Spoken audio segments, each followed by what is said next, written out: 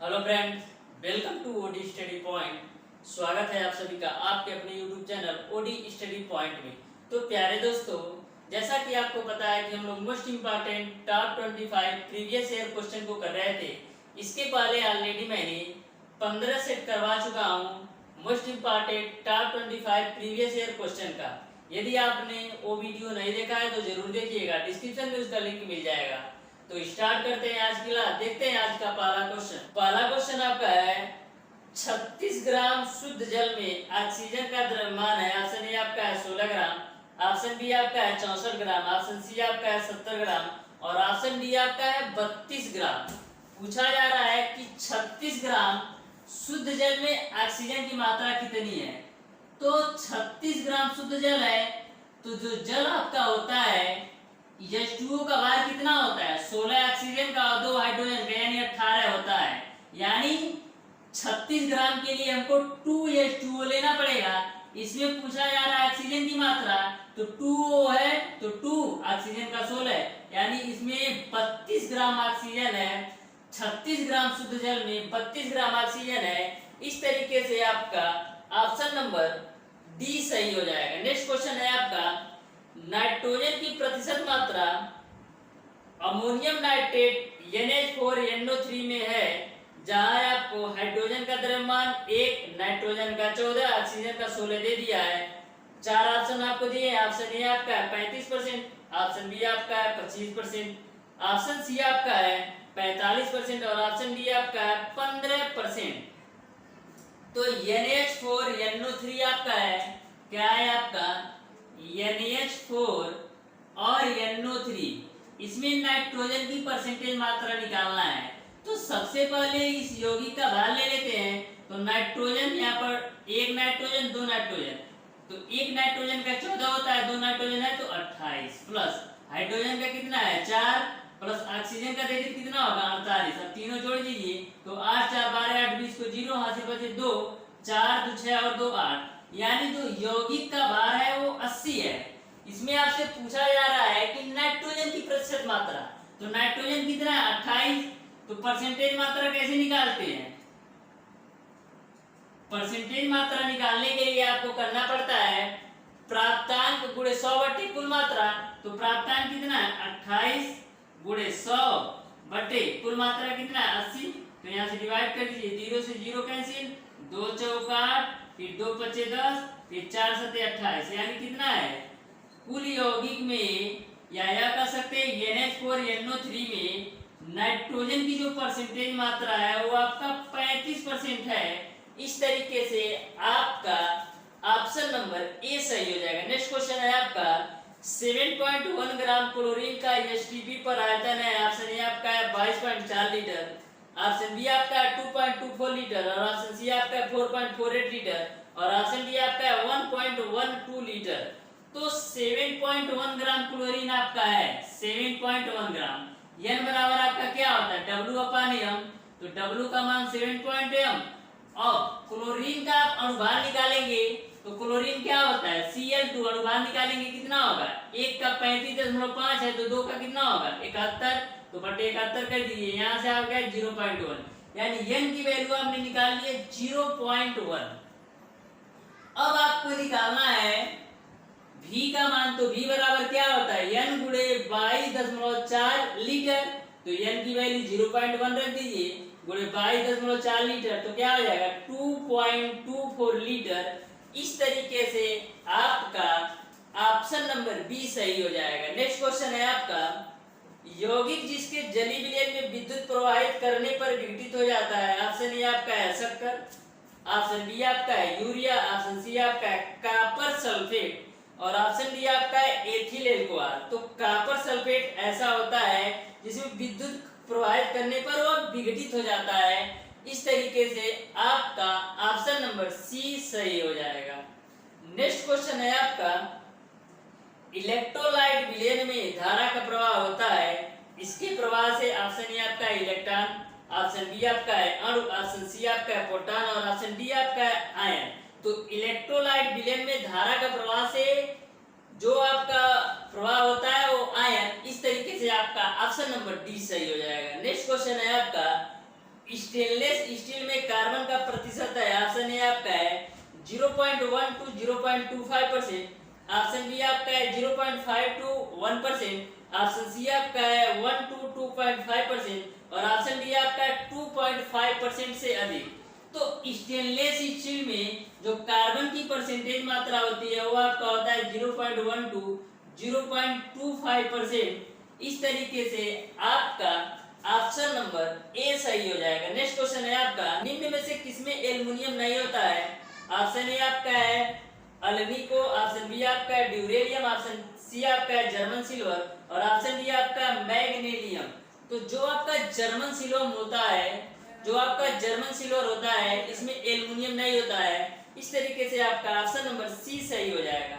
Next question है आपका, nitrogen एवं हाइड्रोजन से अमोनिया गैस बनाने के लिए उत्प्रेरक प्रयोग होता है। ऑप्शन ए आपका लोहा और मोलिब्डेनम, ऑप्शन बी आपका है लोहा और प्लेटिनम, ऑप्शन सी आपका है मोलिब्डेनम और प्लेटिनम और ऑप्शन डी आपका उपरोक्त में से कोई नहीं।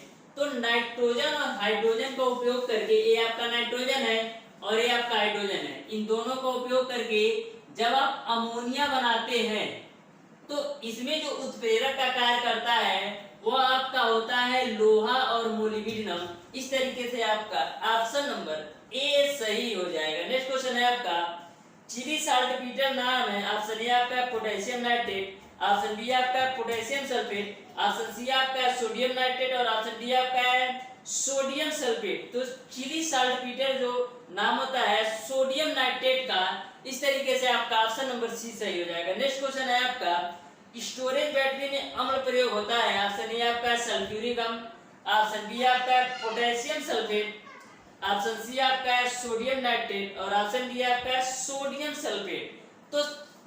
तो जो आपकी स्टोरेज बैटरी होती है उसमें जो आपका अम्ल प्रयोग होता है वो सल्फ्यूरिक अम्ल होता है, H2SO4। सल्फ्यूरिक अम्ल का जो रासायनिक सूत्र है H2SO4।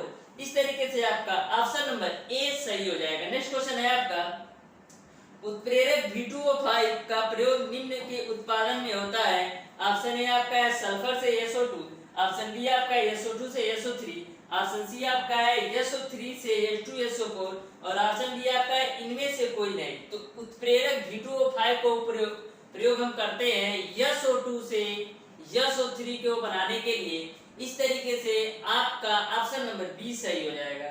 नेक्स्ट क्वेश्चन है आपका, निम्न में से कौन सा असंतृप्त यौगिक है? ऑप्शन ए आपका है C6H14, ऑप्शन बी आपका है C4H8, ऑप्शन सी आपका है C3H7OH और ऑप्शन डी आपका है CH3OH। तो जो आपका संतृप्त और असंतृप्त क्या होता है, सबसे पहले ये समझ लीजिए।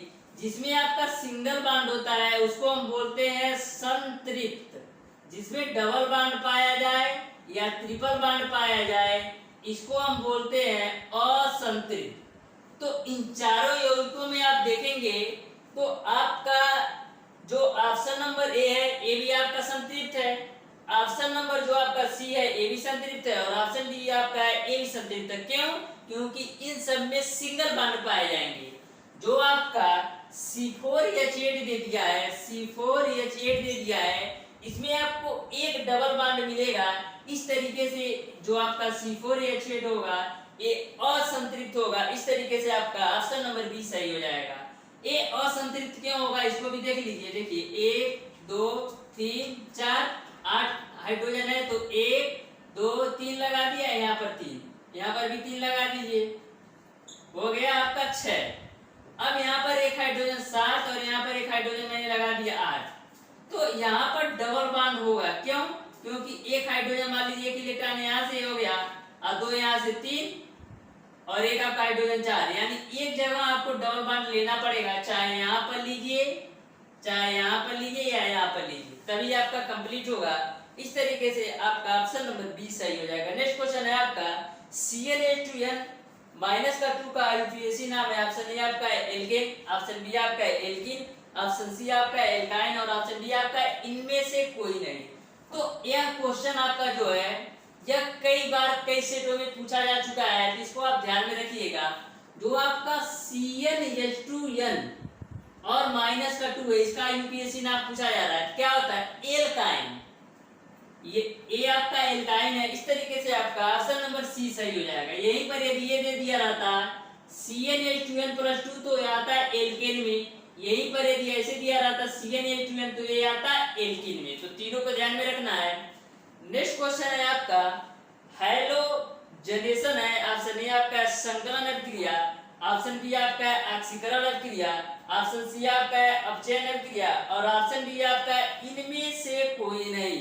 तो हैलोजनेशन आपका एक संकलन अभिक्रिया है। इस तरीके से आपका ऑप्शन नंबर ए सही हो जाएगा।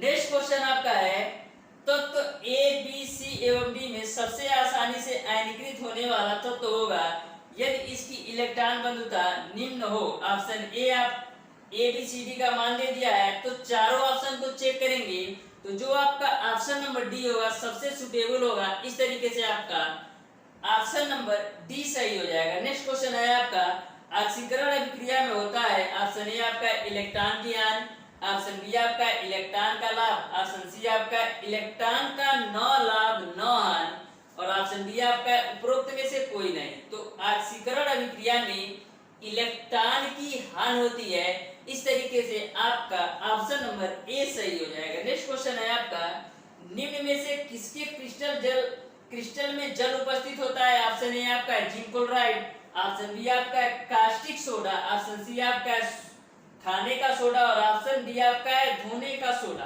तो चारों ऑप्शन को आप चेक कर लीजिए कि किसमें जल उपस्थित है। पहला ऑप्शन है जिंक क्लोराइड, तो जिंक क्लोराइड का सूत्र क्या होता है ZnCl2। ऑप्शन बी आपका दे दिया कास्टिक सोडा, तो क्या होता है KOH और ऑप्शन सी आपका दे दिया खाने का सोडा, तो खाने का सोडा का सूत्र क्या होता है NaSCO3 और जो आपका लास्ट ऑप्शन है धोने का सोडा तो उसका सूत्र क्या होता है Na2CO3 इनटू का 10H2O, यानी किसमें जल की मात्रा है ऑप्शन नंबर डी में खाने के सोडा में। इस तरीके से आपका ऑप्शन नंबर डी सही हो जाएगा। नेक्स्ट क्वेश्चन है आपका अम्ल ए बी सी डी का पीएच मान क्रमशः दे दिया 1 2 3 4 है। इसमें से सबसे शक्तिशाली अम्ल है, तो जिस अम्ल का पीएच मान सबसे कम होता है वह सबसे शक्तिशाली अम्ल होता है।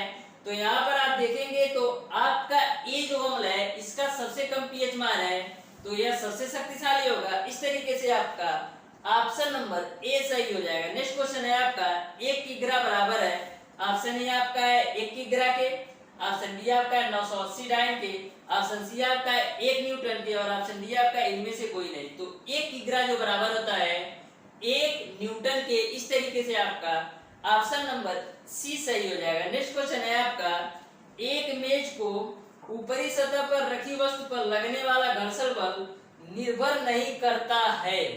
ध्यान से क्वेश्चन को पढ़िएगा, निर्भर नहीं करता है। ऑप्शन ए आपका है बल के आकार पर प्रकार पर, ऑप्शन बी आपका है वस्तु के पदार्थ पर, ऑप्शन सी आपका है वस्तु के भार पर और ऑप्शन डी आपका है स्पर्श क्षेत्रफल पर।